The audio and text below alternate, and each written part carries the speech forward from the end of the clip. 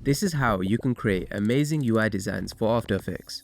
Most animators struggle with design, so in this video, I'll show you 3 different methods that will help improve your design skills. Make sure to watch till the end, as I'll reveal a secret technique that will allow you to create stunning UIs in seconds. The assets for this project can be found in my Discord server. Let's get started. Alright, for our first method, we're going to take a screenshot and then break it up into different sections using Photoshop. You could do a similar technique in After Effects using masks, but Photoshop is just easier to use and gives us a lot more options. I'm going to start by taking a screenshot of this Instagram page. Since I'm using a 4K monitor, the elements on the screen are quite small, so we can just zoom in a little to about here, and then I can take a screenshot of the page using Command-Shift-3. Then hit copy. Now we can open Photoshop and create a new document. Hit File, New. When you take a screenshot or copy an image, Photoshop automatically sets the size of your document to the width and height of your clipboard. To keep the screenshot quality as best as I can, I'll leave these dimensions as they are and then hit Create. Then we can press Command-V to paste in the screenshot. One thing I should mention is that if you use this method, make sure your UI has a solid background, as gradients or image backgrounds would be too difficult to break apart. Let's start by removing any unwanted elements from this screenshot. Select the rectangle marquee tool, and we can select this bottom portion here. By holding Shift, we can select multiple sections at once. So now let's select the top, and you can see that both sections are still highlighted. Whilst holding Shift again, let's select this scroll bar. Then hit Backspace to delete those parts. Click anywhere on the screen to get rid of the active selection. Alright, now we can make the background of our design the same color as the screenshot. So select the background layer and then the color picker tool and choose the background color from the screenshot. Hit Alt or Option Backspace to fill in the background. Now we've got something closer to what we're going for, but it's not centered vertically, so we're going to trim the top and the bottom of the design and then align it to the center. First, hide the background layer and then select layer 1, which is our screenshot. Then select the marquee tool again and highlight the top section just above the buttons. We can zoom in and make sure that the selection is going up to the very edge. Now hit Backspace to remove that section. Then we can delete the bottom, making sure we're going right up to the edge. Alright, perfect. Now select layer 1 and let me turn the background layer back on. Whilst holding Command, select the background layer. Then select the Move tool and we can hit this button to align our image vertically. Since this image is quite large, you probably won't be editing in 4K. We can crop it down instead of scaling it up to preserve the image quality. Select the crop tool and then from one of the corners, hold Shift and Option to crop the image from the center of the canvas while maintaining the aspect ratio. So about here is fine. And then press Enter to confirm. Alright, that's looking great so far. It's time to break it up. Let's make some rough cuts first and then we'll fix them up after. Make sure you have layer 1 selected, and with the marquee tool, I'm going to highlight this avatar. Press Command X to cut and then Command Shift V to paste the image in the same position. And then we can rename this layer to avatar. Let's do the same for the username, Command X and then Command Shift V, rename to username, and then follow, then message, then 3 dots, posts, followers, and then following. For the description, I'm going to cut out the entire block, but if you wanted to animate each line separately, then you need to cut it out line by line. It's all up to you. So Command X, Command Shift V, and name that description. I'll just cut out this menu as one section as well. There's a small dividing line between each post, so let's cut them out too. So we have post 1, post 2, and post 3. Let's just rename those. Since we cut out all of the different sections, there's nothing left in layer 1 anymore, so we can just delete that. With the Move tool selected, make sure you have Auto Select turned on, as it will allow us to select layers directly from the canvas. Now you can see that everything can be moved around on their own, which makes it perfect for animation. One thing you should know, and it will make sense if I hide the background layer, is that all of these layers are irregular shapes. So the anchor point isn't in the center of the actual graphic. If I show you with this layer, for example, the anchor point is in the middle over here. So when I scale this up, it's not scaling from the center of the following text. To fix this, all we do is trim this layer down on each of the sides. So let's just do that real quick. And now when we transform it, it's scaling from the middle of the follower's text. I'll just finish off cutting down the rest of these layers. Alright, now it's all set up and all the anchor points should be in the middle of each of the elements. Let's get this imported into After Effects. Hit Command S to save your file, and I'm just going to name it Instagram UI. Open After Effects and drag in the Photoshop document. You'll get this pop-up, which is very important when it comes to importing PSDs. You always want to make sure that the import kind is set to either composition or composition retain layer sizes. I prefer the third option as it keeps the anchor points of the layers where I want them. The layer options doesn't really matter for our design, so I'll leave it as it is. And then hit OK. Let's open it up. And as you can see, all of our layers are able to be controlled separately, ready for animation. And the anchor points are in the center. So if we transform any of these layers, it scales from the middle of the graphic. And that's how you can prepare a screenshot for After Effects. If you're finding this video helpful so far, then be sure to hit the subscribe button. And if you want to start earning thousands of dollars every single month with video editing, then sign up to the Editing Launchpad.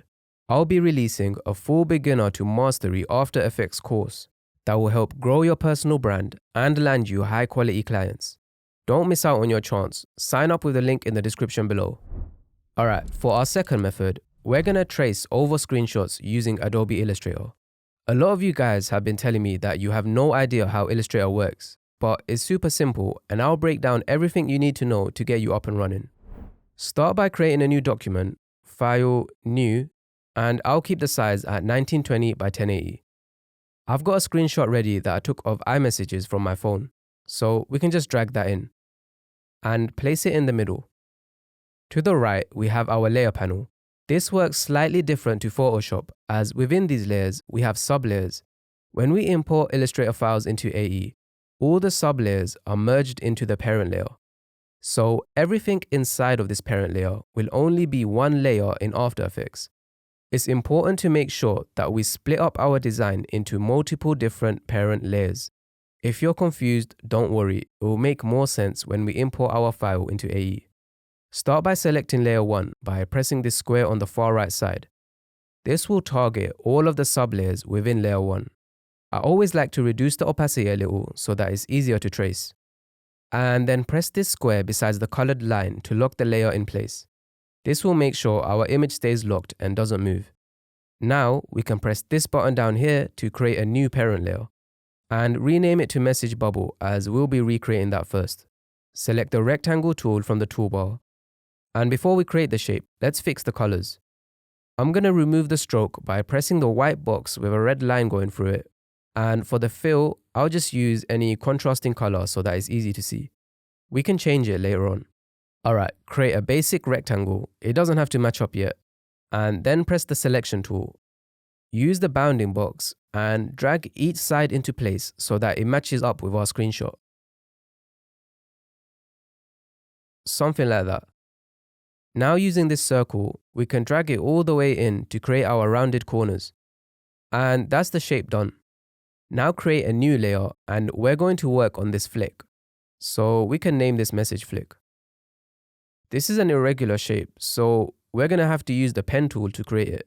Select the pen tool and let's set our first point about here. You can hold shift to create a straight line and then set your second point. Now we can set the third point, which would be at the tip of the flick. Hold it down and drag to create a curve. That looks good. Since we made a curve, you can see that our pen tool line has changed. We can fix this by holding Alt and pressing on the point to remove the handle. And then we can set our fourth point here and drag it out to match the curve. And finally, we can connect all of our points together. Alright, that's the flick done. Now let's create the text that will go inside the message bubble. I'll just hide both of these layers. Select the text tool, create a new layer and name it text message. Make sure the text tool is still selected, and then we can just type in some text. We can change the font and spacing in the Properties tab. Apple uses the SF Pro font, which usually has 20 pixel spacing. So from character, change the font to SF Pro Regular and set the spacing to 20 pixels. I will also align the text to the center. Now we can scale the text by dragging the corner. Make sure to hold Shift to scale it uniformly. Then we can match it up with the text below. That looks good to me. Let's just turn everything back on, and you can see it's coming along nicely. We can change the colors right at the end. The texts around the shape are still remaining, so let's just do those. Create a new layer, press T to select the text tool, and let's just put in our text. 12, 17. Let's just scale that up into position. Something like that. Hold Alt and drag whilst also holding Shift. That will allow you to duplicate the text layer and drag it in a straight line. This font looks slightly heavier than the time, so I'll change the weight to medium. We can put that into place. That looks fine. Then hold Alt again and drag the text to delivered. Then we can change it. This font also looks slightly heavier, so we can change it to semi-bold. Hold Shift and drag to scale it into place. Cool, we've got our general design done. Let me hide the screenshot layer. The date would look better higher up.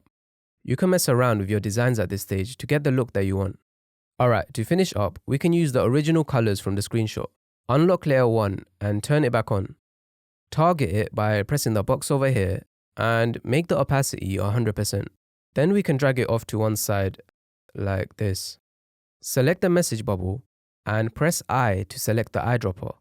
Then press the message bubble on the screenshot to copy the color. Then we can select the message flick and color pick that. Then we've got the text message, which is white. And for the text layers, we can take this gray color. Perfect. Since we've recreated the screenshot, we can delete it from our file.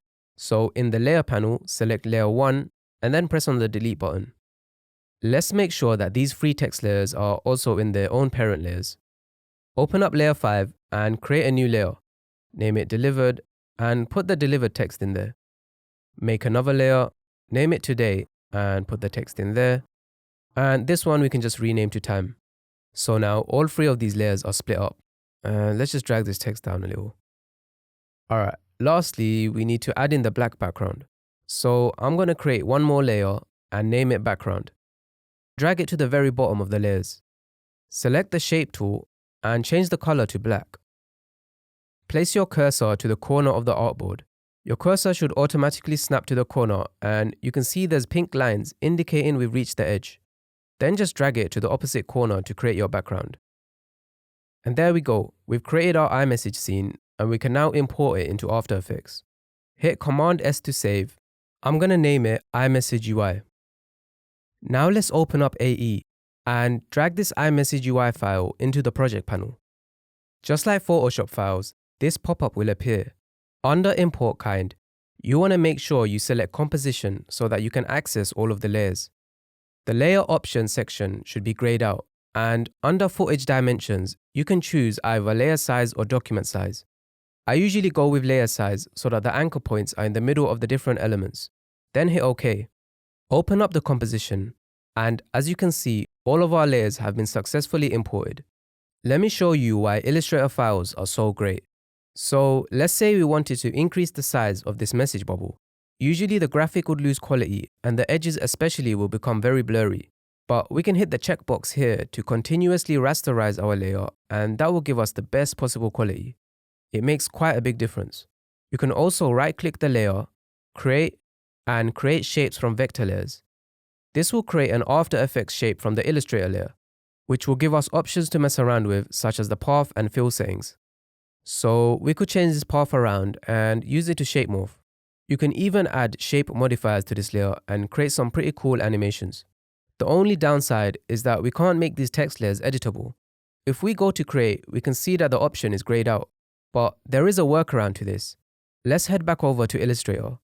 We can export this file as a Photoshop document and then copy those text layers over to the Illustrator composition. Let me show you how.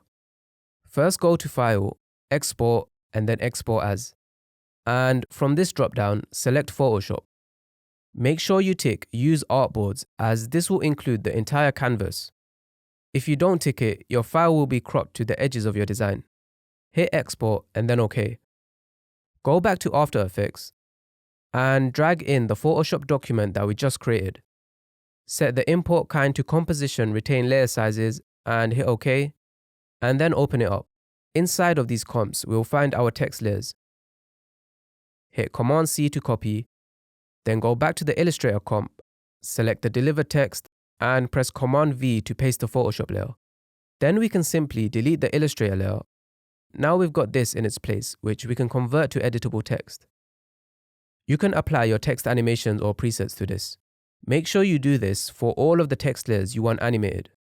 One quick tip for when you're trying to recreate complicated UIs is if we wanted to create this YouTube page, it would be difficult to recreate some of these icons such as the bell or the microphone, and there's a super easy way to extract these from the website, which is by using this Chrome extension called SVG Export. Simply add it to Chrome and it will add this icon up here. We can head back on over to YouTube and press the icon to extract all of the SVGs. Download whichever ones you need for your designs by hitting this download button.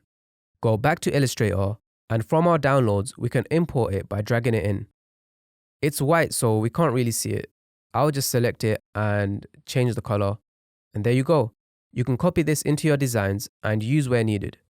We'll be covering more complex designs and animations in the Editing Launchpad, so stay on the lookout for that.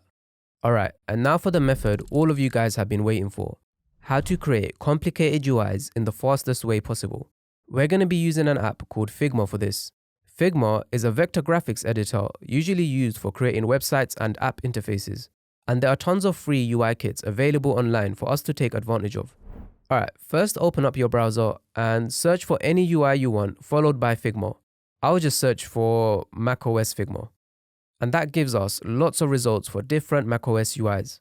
We'll just go for the macOS Big Sur UI kit. You might need to create a free account and log in here. And once you've done that, hit Open in Figma. Right away, we've got a bunch of different UIs to use. If you want to take the easy way out, you could use the free AEUX plugin to import these designs directly from Figma into After Effects. There are tons of videos on YouTube showing you how it's done. But personally, I don't use it as sometimes it's a little buggy or doesn't import correctly. And I like to modify and set up my files in a particular way using Illustrator before importing into AE, which is what I'll be showing you how to do now. We'll use the Finder for this example. Keep double clicking until the blue outline is around the Finder window. You can move it around to check that you have the right thing selected. Or you could even look to the left panel, which shows us that the Finder group is highlighted. Alright, now we can right click, copy as, and copy as SVG. We can now go into Illustrator, File, New, 1920 by 1080 should be fine, and press Command-V to paste in the design. Under the Properties tab, we can use the alignment buttons to get it centered. Then from the corner, drag it up whilst holding Shift to increase the size. Since we're using vector shapes in Illustrator, we can make it larger without losing quality. Alright, so when we copy SVGs from Figma, it imports them into one parent layer. I'm going to open up the groups within this layer until we can see all of the objects. Select the first one, scroll to the bottom, and whilst holding Shift, select the last one. This will highlight all of the layers. And just drag them out of the group, like that. Some of the groups were clipping groups, which is why these icons have spilled out. But we don't really need these ones, so we can just delete them. Cool. Before we split up our design into different layers, you can take this time to customize the design to your liking. Whether you want to change the colors, swap out icons, make things bigger or smaller, you can use the techniques I showed in method 2 to modify the design now. One more thing I should mention is that text layers imported from Figma are vector layers and not actual text objects. So we'll need to replace them using the text tool if we want to animate them in After Effects. Select the text tool and make a text layer. I'm going to copy the text already here and change the font to Apple's font, which is SF Pro. This is probably SF Pro regular. We can set a spacing of 20 and then scale it into position. That looks good. Then we can drag it down, delete the vector text layer, and replace it with this. Now when you import it into After Effects, you can use a Photoshop export as shown in method 2 to convert it into editable text. Do this for any text objects you need. For the sake of time, I'll just keep it as this one. Alright, now that we've made all of our changes, we need to split all of these layers into their own parent layers. Trying to do it one by one would be way too time consuming, but there's a trick to doing it really fast, which is by selecting layer 1, then press the 3 lines icon up here, and then we can press Release to Layers Sequence. That's just created a bunch of layers within layer 1.